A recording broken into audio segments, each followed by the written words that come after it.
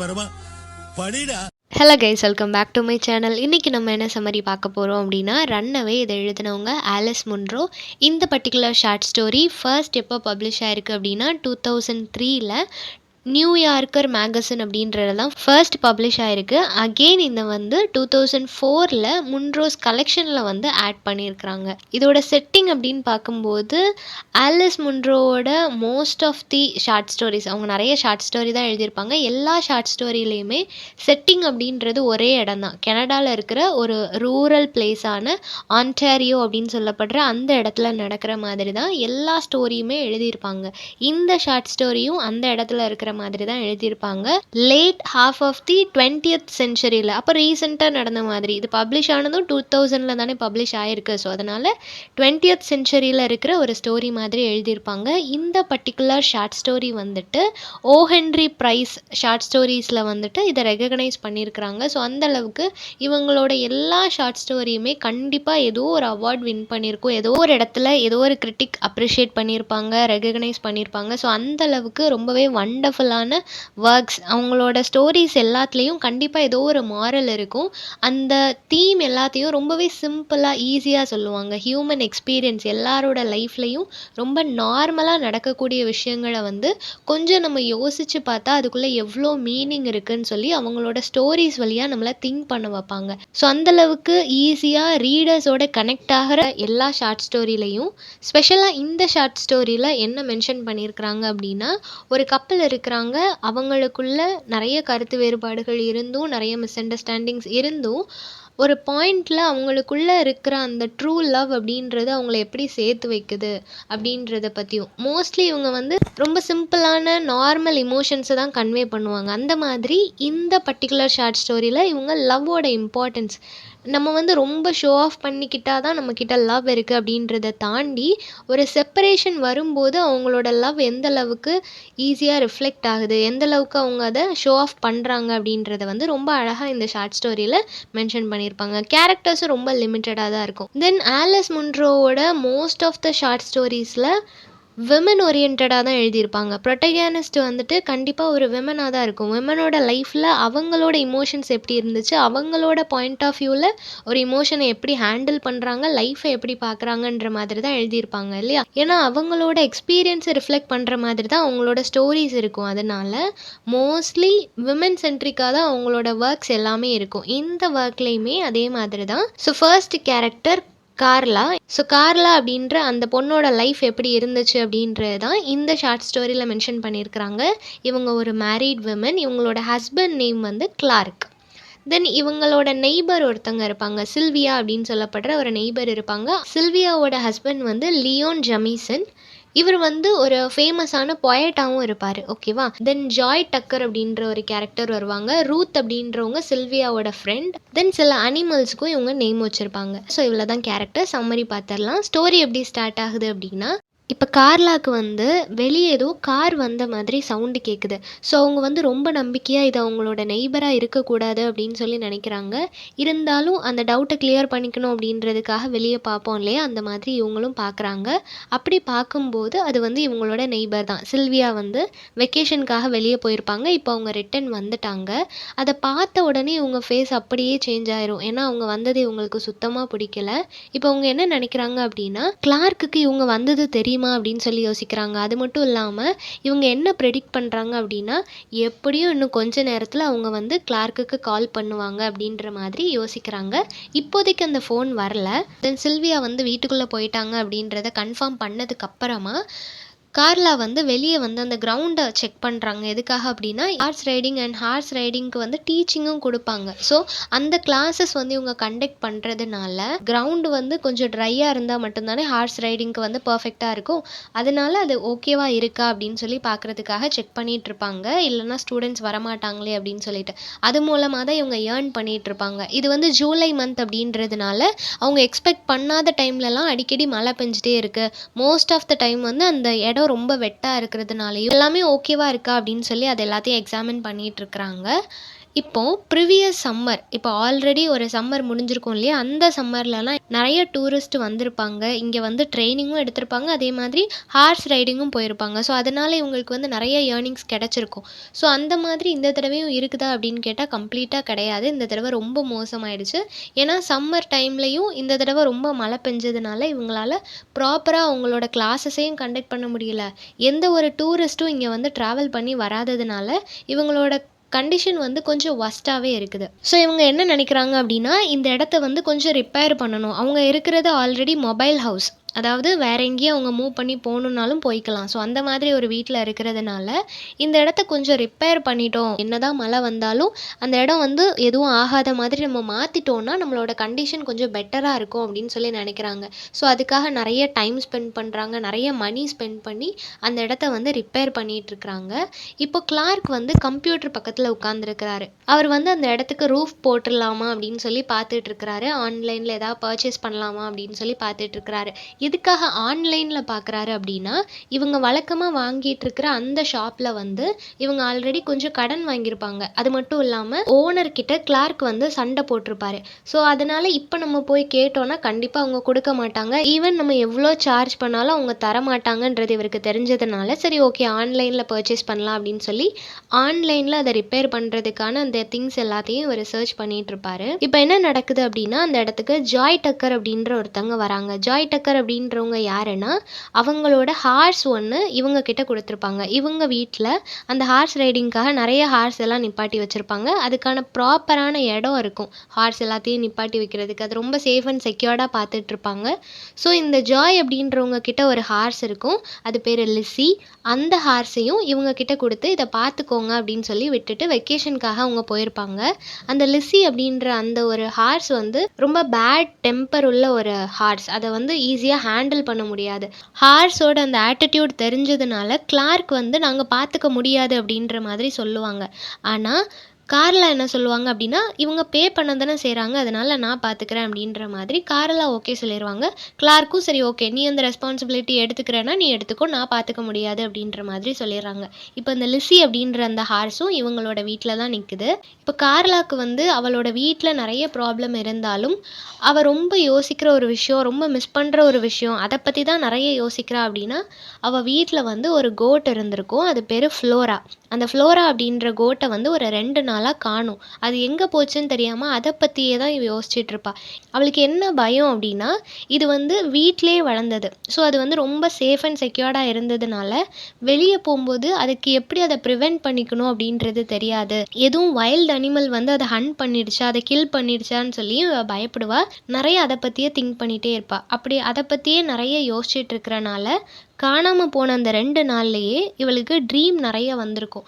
2 ட்ரீமை பற்றி இதில் மென்ஷன் பண்ணியிருக்கிறாங்க. ஃபர்ஸ்ட் ட்ரீமில் என்ன அப்படின்னா, ஃப்ளோரா வந்து ரிட்டன் வருது. அப்படி ரிட்டன் வரும்போது இவள் வந்து நிறைய ரெட் ஆப்பிள்ஸை வந்து கேரி பண்ணியிருக்கிற மாதிரி ஒரு ட்ரீம் வரும்.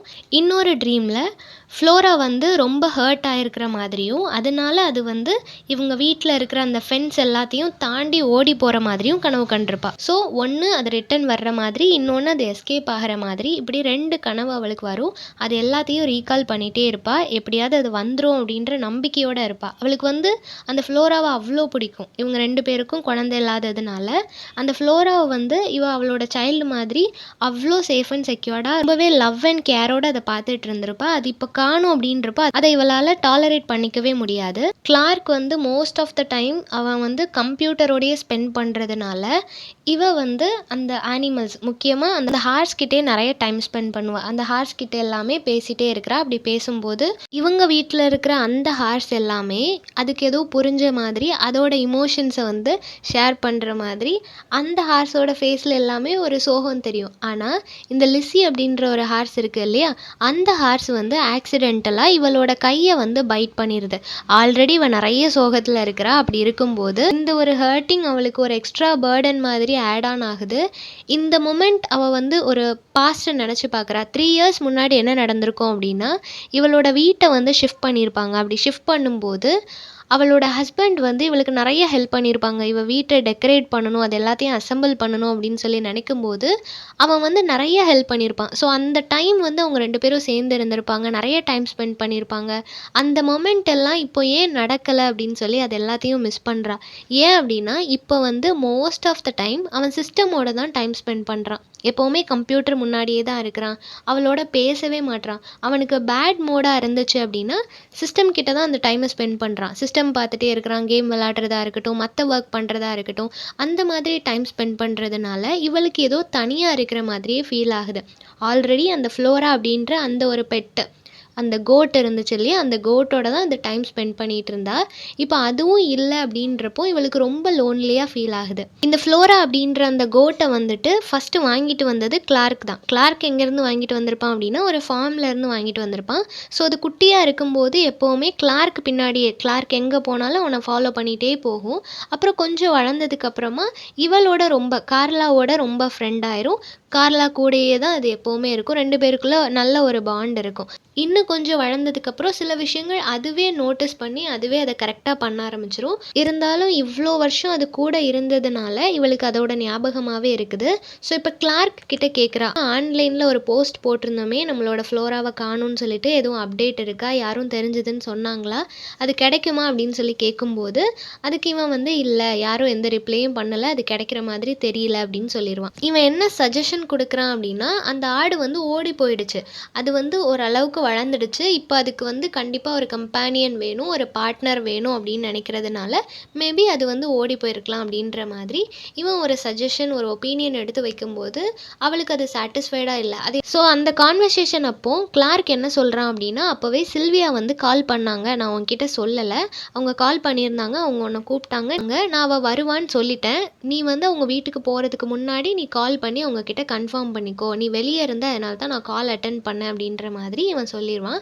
இதை கேட்ட உடனே அகெயின் அவள் ஃபேஸ் வந்து இன்னும் ரொம்ப வேர்ஸ்ட்டாக மாறிடும். ஏன்னா அவளுக்கு வந்து அவங்களோட வீட்டுக்கு போகிறதுக்கு சுத்தமாக பிடிக்காது. சில்வியா அப்படின்றவங்க ரொம்ப ஏஜான ஒரு லேடி தான். அவங்களுக்கு வந்து ஹெல்ப் பண்ணுறதுக்காக, அவங்களோட குக்கிங்காக இருக்கட்டும், இல்லை ஹவுஸ் கிளீனிங்காக இருக்கட்டும், இந்த மாதிரி ஒர்க் வந்து ஹெல்ப் பண்ணுறதுக்காக இவளை கூப்பிடுவாங்க. இவள் ஹெல்ப் பண்ணுறது அவங்களுக்கும் ரொம்ப பிடிக்கும். ஜஸ்ட்டு சும்மா ஹெல்ப் பண்ண மாட்டாங்க, அவளுக்கு பே பண்ணவும் செய்வாங்க. கார்லா வந்து ஹெல்ப் பண்ணுறா அப்படின்னா அவளுக்கு அதுக்கேற்ற மாதிரி பே பண்ணுவாங்க. இவங்களுக்கு இப்போ அந்த மணி தேவைப்படுறதுனால இவன் ஹஸ்பண்ட் வந்து கண்டிப்பாக நீ அங்கே போகணும் அப்படின்னு சொல்லுவாள். ஆனால் இவளுக்கு வந்து அங்கே போய் ஒர்க் பண்ணுறது சுத்தமாக பிடிக்காது. இவள் எத்தனையோ தடவை எக்ஸ்பிளைன் பண்ணியுமே அவன் வந்து இல்லை, நீ அங்கே ஒர்க் பண்ணி தான் ஆகணும் அப்படின்னு சொல்லி அனுப்பி வைப்பான். ஒரு நாள் இவன் என்ன பண்ணுறா அப்படின்னா, இவளுக்கு சுத்தமாக பிடிக்காததுனால இவன்கிட்ட எக்ஸ்பிளைன் பண்ணுறா, இந்த மாதிரி என்னால் அந்த வீட்டுக்கு போக முடியாது, அங்கே சில்வியாவோட ஹஸ்பண்டான லியோன் அப்படின்றவர் வந்து என்கிட்ட மிஸ்பிஹேவ் பண்ணுறாரு, ஸோ அதனால் நான் அங்கே போக மாட்டேன் அப்படின்னு சொல்கிறா. ஆனால் இந்த ஒரு ஸ்டேட்மெண்ட் வந்து போய், அவளுக்கு வந்து அந்த மாதிரி எந்த ஒரு டிஸ்டர்பன்ஸும் இருந்திருக்காது, அந்த பர்சன் அப்படி பிஹேவ் பண்ணியிருக்கவே மாட்டார். பட் இவளுக்கு என்ன சொல்லனே தெரியாது, எவ்வளோ சொல்லியுமே அவன் கேட்க மாட்டான் அப்படின்றதுனால இந்த ஒரு ரீசனை எடுத்து வைப்பா. பட் இந்த ரீசன் எடுத்து வைக்கிற டைம்லேயுமே அவருக்கு உடம்பு சரியில்லாமல் இருந்திருக்கும். ஸோ அவர் ரொம்ப சிக்காக இருந்திருப்பார், ஒரு எல்டர்லி பர்சன் இல்லையா. ஸோ ரொம்ப சிக்காக இருந்ததுனால இவனால் அதை பிலீவ் பண்ண முடியாது. கேட்டதும் இந்த மொமெண்ட் அவனுக்கு என்ன ரியாக்ட் பண்ணுறதுனே தெரியாது. ஸோ அவன் எந்த ரியாக்ஷனுமே கொடுக்காம அப்படியே அமைதியாயிருவான். ஒரு பெரிய ஆர்குமெண்ட்டுக்கு அப்புறமா அவன் போய் சிஸ்டம் பக்கத்தில் உட்காந்துருவான். இவ போயிட்டு ஃப்ரெஷ்அப் ஆகிட்டு வரேன் அப்படின்னு சொல்லி கிளம்பிடுவா. இவ ஷவரிங் முடிச்சுட்டு வெளியே வரும்போது அவளுக்கு வந்து ரொம்ப ஹெவியாக ஃபீல் ஆகும். ஸோ அவனை போயிட்டு ஹக் பண்ணிவிட்டு அழ ஆரம்பிச்சிருவா. என்னை நினச்சி நீ அப்செட் ஆகாத, என்னையும் நீ அப்செட் ஆக்காத, என்னால் அங்கே போக முடியாது, எனக்கு அது வந்து ரொம்ப டிஸ்டர்பிங்காக இருக்குது, நான் அங்கே போக மாட்டேன் அப்படின்னு சொல்லிட்டு அகெயின் இவ வந்து அழ ஆரம்பிக்கிறா. அவனை ஹக் பண்ணிகிட்டே அழுதுகிட்டே இருக்கிறா.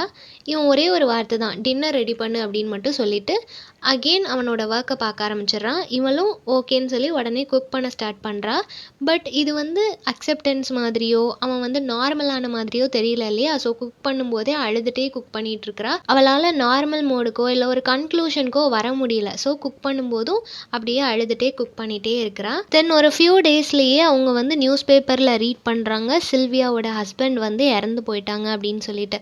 ஏன் நியூஸ் பேப்பரில் வந்திருக்கு அப்படின்னா, அவர் கொஞ்சம் ஃபேமஸான ஒரு பொயட், ஓகேவா.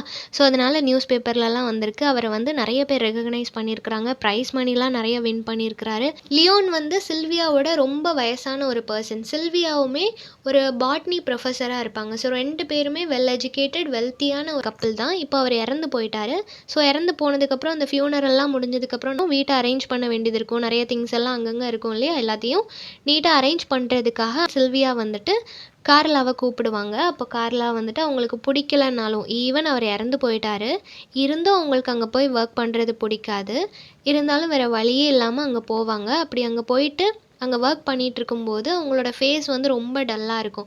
ஸோ அப்போ சில்வியா வந்து என்னாச்சு அப்படின்னு கேட்கும்போது, இல்லை நான் ஃப்ளோராவை ரொம்ப மிஸ் பண்ணுறேன் அப்படின்னு சொல்லிட்டு அழ ஆரம்பிச்சிருவாங்க. அவங்க ரொம்ப அழும்போது சில்வியாவுக்கு என்ன புரியும் அப்படின்னா, இவ ஃப்ளோராக்காக இவ்வளோ அழுகுற மாதிரி தெரியலையே அப்படின்னு சொல்லிட்டு சில்வியா வந்து கேட்பாங்க, உண்மையாகவே நீ ஃப்ளோராக்காக தான் அழுகுறியா அப்படின்னு சொல்லி கேட்கும்போது அவங்க இன்னும் அழ ஆரம்பிச்சுட்டு சொல்லுவாங்க, இல்லை என்னோட ஹஸ்பண்டோட என்னால் இதுக்கு மேலே இருக்க முடியாது. அவர் எப்போவுமே ரொம்ப கோவமாக இருக்கிறாரு, என்கிட்ட சரியாக பேச மாட்டுறாரு, சிஸ்டம் கிட்டே தான் இருக்கிறாரு, எப்போவுமே என்கிட்ட முகம் கொடுத்து கூட பேச மாட்டுறாரு அப்படின்னு சொல்லி ரொம்ப ஃபீல் பண்ணி அழ ஆரம்பிக்கிறா. அப்படி சொல்லும்போது சில்வியாவுக்கு எப்போவுமே கார்லாவை ரொம்ப பிடிக்கும். அவளுக்கு ஹெல்ப் பண்ணுவா அப்படின்றதுனாலையும் அவரோட நல்ல சோல் அப்படின்றதுனாலையும் அவளை ரொம்ப பிடிக்கும். அதனால் அவளுக்கு ஒயின் ஆஃபர் பண்ணுவா. 2 பேரும் சேர்ந்து ஒயின் குடிச்சிட்டு இருப்பாங்க. அப்படி குடிக்கும்போது கார்லா வந்து அவள் என்ன ஃபீல் பண்ணுறா, இத்தனை நாள் யாருக்கும் தெரியாத இந்த சீக்ரெட்ஸ் எல்லாத்தையும் ரிவீல் பண்ணுவா. என்ன சொல்கிறா அப்படின்னா, என்னோட 18 வயசு இருக்கும்போது நானும் கிளார்க்கும் மீட் பண்ணோம். நாங்கள் 2 பேரும் ஒரு ஹார்ஸ் ஸ்டேபிளில் தான் மீட் பண்ணோம். அங்கே ஒர்க் பண்ணிகிட்டு இருந்தோம். அந்த இடத்துல தான் மீட் பண்ணோம். அப்போ மீட் பண்ணும்போது எங்கள் ஃபேமிலியில் வந்து பெருசாக கிளார்க் மேலே ஒரு நல்ல ஒப்பீனியன் கிடையாது. அவனுக்கு கல்யாணம் பண்ணி கொடுக்கக்கூடாதுன்னு சொல்லி நினச்சாங்க. எல்லாருக்குமே என்னை நல்லா படிக்க வைக்கணும், என்னை காலேஜ்லாம் படிக்க வைக்கணும் அப்படின்னு சொல்லிட்டு தான் அவங்க எல்லாருக்குமே ஆசை. பட் எனக்கு கிளார்க்கை பிடிச்சது அப்படின்றதுனால நான் கிளார்க்கோட எலோப் ஆயிட்டேன். இப்போ வரைக்கும் ஃபேமிலியோட எனக்கு எந்த கான்டாக்ட்டுமே கிடையாது. எங்கள் 2 பேரோட ரிலேஷன்ஷிப்பும் ஸ்டார்டிங்கில் வந்து ரொம்பவே அழகாக இருந்துச்சு. ரொம்ப லவ்வபுளாக ரொம்ப ஜாலியாக ஸ்பெண்ட் பண்ணிகிட்டு இருந்தோம். பட் போக போக இப்போது இன்னும் வேர்ஸ்ட் ஆகிடுச்சு. என்னால் அந்த லைஃப்குள்ளே இருக்க முடியல அப்படின்னு சொல்லி ரொம்ப ஃபீல் பண்ணி அழுகிறா. இந்த சில்வியாவுக்கு வந்து கார்லாவை ரொம்ப பிடிக்கும். ரொம்ப பிடிக்கும் இந்த சென்ஸ். ஒரு டைம் வந்து சில்வியாவை கார்லா வந்து கிஸ் பண்ணியிருப்பாங்க. அந்த கிஸ் வந்து இவங்களுக்கு ரொம்பவே ஹீலிங்காக இருந்திருக்கும். இதை வந்து அவங்க ஃப்ரெண்ட்ஸோட ஷேர் பண்ணும்போது அவங்க ஃப்ரெண்ட்ஸ் எல்லாம், அப்போ கார்லா உன்னோட க்ரஷ்ஷா அப்படின்னு சொல்லிலாம் கிண்டல் பண்ணியிருப்பாங்க. ஸோ அந்தளவுக்கு அது வேறு மாதிரியான ஒரு எமோஷன் அவங்க மேலே அவங்களுக்கு இருக்கும். அப்படி இருக்கும்போது அவங்க இவ்வளோ ஃபீல் பண்ணுறாங்க அப்படின்றத இவங்களால தாங்க முடியாது. ஸோ சில்வியா என்ன சொல்கிறாங்க அப்படின்னா, பெட்டர் நீ உன்னோட ஹஸ்பண்டை விட்டு செப்பரேட் ஆகிட்ட அப்படின்னா உன்னோட லைஃப் நல்லா இருக்கும்னு எனக்கு தோணுது அப்படின்னு சொல்லுவாங்க. அப்போ அந்த மொமெண்ட் கார்லா என்ன யோசிச்சு பார்க்குறா அப்படின்னா, இப்போ 2 பேரும் சேர்ந்து தான் இருக்கிறோம், இருந்தாலும் செப்பரேட்டாக இருந்த மாதிரி தான் ஃபீல் ஆகுது. அதுக்கு பெட்டர் நாங்கள் செப்பரேட்டாக இருக்கிறது எவ்வளோ நல்லது அப்படின்ற மாதிரி யோசிப்பா. சில்வியா என்ன சொல்கிறா அப்படின்னா, நீ அவனை விட்டு போயிட்ட அப்படின்னா உனக்குள்ளே ஒரு ஃப்ரீடம் க்ரியேட் ஆகும். நீ நினச்ச மாதிரியான லைஃப்பை நீ லீட் பண்ணலாம். டொர்னேட்டோ அப்படின்ற அந்த டவுனுக்கு நீ போயிரு. அங்கே போனதுக்கப்புறம் என்னோடய ஃப்ரெண்ட் ரூத் அங்கே இருக்கிறா, நான் அவகிட்ட சொல்கிறேன். அவளோட வீட்டில் நீ கொஞ்ச நாள் ஸ்டே பண்ணிக்கோ. உனக்கு ஏதாவது ஜாப் வந்து செட் ஆனதுக்கப்புறம் நீ உன்னோட லைஃப்பை பார்த்துக்கோ அப்படின்னு சொல்லுவாள். நான் உனக்கு மணி எதுவும் உனக்கு ட்ராவலுக்கு தேவைன்னா அது தரேன். என்னோடய கிளாத்ஸ் எல்லாத்தையும் நான் தரேன். நீ அங்கே போய் லைஃப்பை ஸ்டார்ட் பண்ணு அப்படின்னு சொல்லும்போது இவளுக்கு ஒரு ஹோப் கிடைக்கும். நான் வந்து கண்டிப்பாக எனக்கு ஏற்ற மாதிரி ஒரு ஜாபை நான் சீக்கிரமே அந்த டவுனில் தேடிப்பேன்.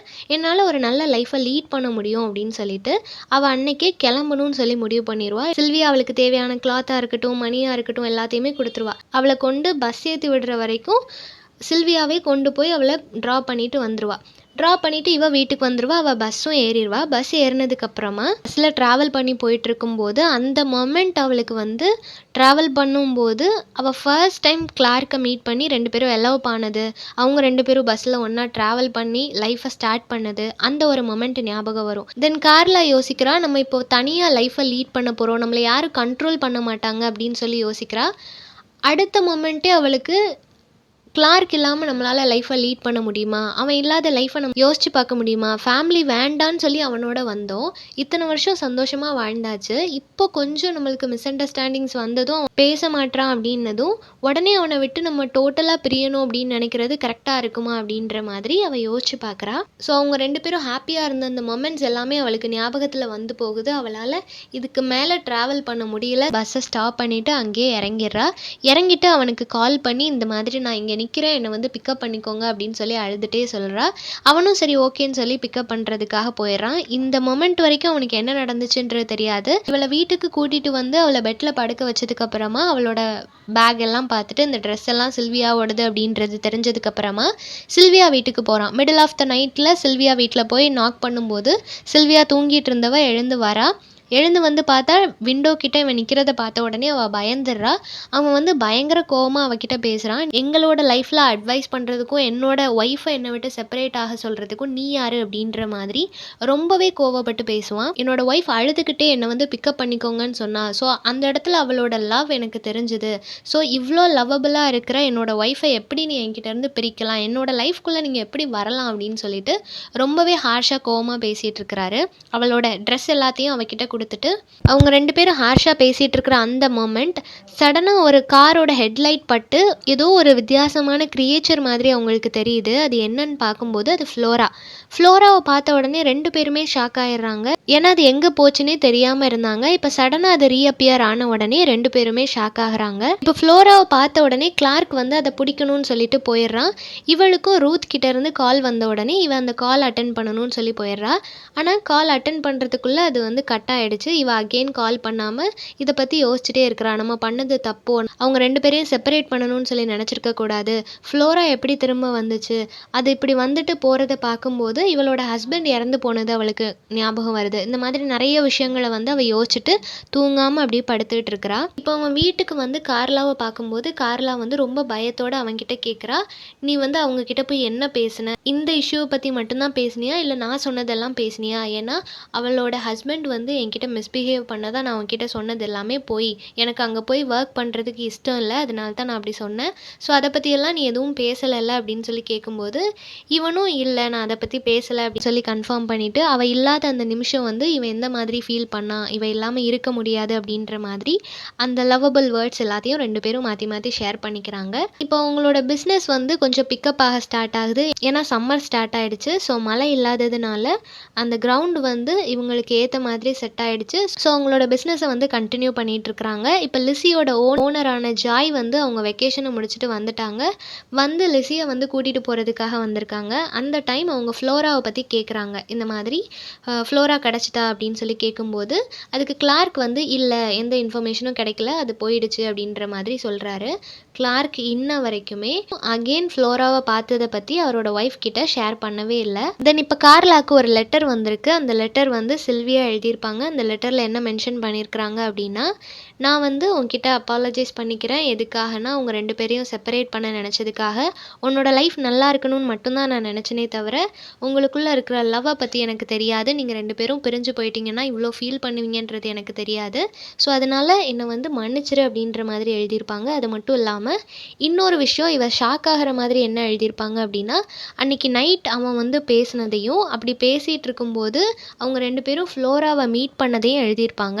ஃப்ளோராவை வந்துட்டு போனதுக்கப்புறமா கிளார்க்கோட பிஹேவியர் வந்து டோட்டலாக சேஞ்ச் ஆகிடுச்சு. ஃப்ளோராவை பற்றி அவன் பேச ஆரம்பிச்சிட்டான்.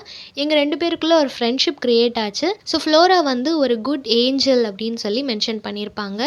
இந்த லெட்டரை பார்த்ததுக்கப்புறம் ஆக்சுவலாக அவன் என்ன பண்ணியிருக்கணும், அவன்கிட்ட இதை பற்றி கேட்டிருக்கணும். நீ அகெயின் ஃப்ளோராவை பார்த்தியே ஆனால் என்கிட்ட சொல்லலையேன்னு சொல்லி கேட்டிருக்கணும். ஆனால் இவன் என்ன பண்ணுவா அப்படின்னா அந்த லெட்டரை அப்படியே பேர்ன் பண்ணி அதை அப்படியே எரிச்சு டாய்லெட்குள்ளே ஃப்ளஷ் பண்ணிடுவா. எதுக்காக அப்படின்னா அவன் சொல்லலைன்றது இவளுக்கு தெரியும். இருந்தாலும் அவன் சொல்லலைன்னா அதுக்கு ஏதாவது ஒரு ரீசன் இருக்கும். மேபி ஃப்ளோராவை இவன் தான் எங்கேயோ கொண்டு விட்டுட்டான். அவன் கொலை பண்ணியிருக்க மாட்டான் கண்டிப்பாக, பட் எங்கேயோ கொண்டு விட்டுட்டான் அப்படின்றத இவ ரொம்பவே நம்புகிறா. அதனால அவன் தான் கொண்டு விட்டுருக்கான்றது தெரிஞ்சதுனால இனிமே இதை பற்றி பேச வேண்டாம், ஃப்ளோரா எங்கே இருந்தாலும் அது நல்லா இருக்கும், அதுக்கு எந்த விதமான ஹாரரான விஷயமும் நடந்திருக்காது, அது கண்டிப்பாக நல்லா இருக்கும் அப்படின்ற ஒரு மைண்ட் செட்டோட இவ மூவ் ஆன் ஆக ஆரம்பிச்சிருவா. இப்போ சில்வியா வந்து வேற ஒரு அப்பார்ட்மெண்ட்டுக்கு அவங்க ஷிஃப்ட் ஆயிடுவாங்க. பட் இந்த வீட்டையும் விற்காமல் ஆட்டம் சீசனில் எல்லாத்துலேயும் அப்பப்போ வந்து விசிட் பண்ணிக்குவாங்க. ஸோ கிளாராக்கு வந்து இப்போ என்ன அண்டர்ஸ்டாண்டிங் இருக்குது அப்படின்னா, ஃப்ளோரா அப்படின்றது இவங்களுக்கு ஒரு டெம்ப்ரவரி ரிலீஃப் மாதிரி, டெம்ப்ரவரியாக இவங்களுக்குள்ளே இருந்த அந்த ஒரு பிரேக்கப்புக்கு அது ஒரு ஆறுதலாக இருந்துச்சு. இப்போ அந்த ஒரு ஆறுதலும் அவங்களுக்கு தேவையில்லை. இவங்க கொஞ்சம் பேசினாலே அது எல்லாமே சரியாயிரும் அப்படின்றது புரிஞ்சதுனால இப்போ அவங்க ஃப்ளோராவை மிஸ் பண்ணுறதில்ல. ஸோ எந்த ஒரு ரிலேஷன்ஷிப்குள்ளேயும் தேர்ட் பர்சன் அது ஏதோ ஒரு திங்ஸாக இருக்கலாம், ஹியூமனாக இருக்கலாம், எதையும் நம்ம அலோவ் பண்ணாமல் நம்மளே அதை சார்ட் அவுட் பண்ணிக்கிட்டோம் அப்படின்னா அந்த ரிலேஷன்ஷிப் வந்து ஹெல்த்தியாக இருக்கும். ஸ்டார்டிங்கில் எவ்வளோ ஃப்ரெஷ்ஷாக இருந்துச்சோ, எவ்வளோ லவ்வபுளாக, எவ்வளோ ட்ரூவாக இருந்துச்சோ அதே மாதிரி அது முடிகிற வரைக்கும் இருக்கணும் அப்படின்னா அது அந்த 2 பேர் லாயலாக இருக்கிற வரைக்கும், அந்த 2 பேர் அதை ஹேண்டில் பண்ணுற வரைக்கும் தான் இருக்கும். என்றைக்கும் தேர்ட் பர்சன் என்டர் ஆகும்போது அதில் வர்ற ப்ராப்ளமாக இருக்கட்டும், இல்லை அதுக்கு எடுக்கிற டெசிஷனாக இருக்கட்டும், எல்லாமே அதோட இம்பேக்ட் வந்து ரொம்பவே பெருசாக இருக்கும் அப்படின்னு சொல்கிறாங்க. ஸோ ரிலேஷன்ஷிப் அப்படின்றது அந்த 2 பேரை பொறுத்து தான் இருக்குது. ஸோ அவங்க 2 பேருக்குள்ளே இருக்கிற அண்டர்ஸ்டாண்டிங் தான் அந்த ரிலேஷன்ஷிப்பை இன்னும் அழகாக்குது அப்படின்னு சொல்லி ரொம்பவே அழகான இமோஷனை இந்த ஷார்ட் ஸ்டோரி வழியாக கன்வே பண்ணியிருக்கிறாங்க. ஸோ இந்த சம்மரி எல்லாருக்கும் புரிஞ்சிருக்கும்னு நினைக்கிறேன். நெக்ஸ்ட் என்ன டாப்பிக்கில் வீடியோ போடலான்னு சொல்லி கமெண்ட் பண்ணுங்கள். தேங்க்யூ ஃபார் வாட்சிங்.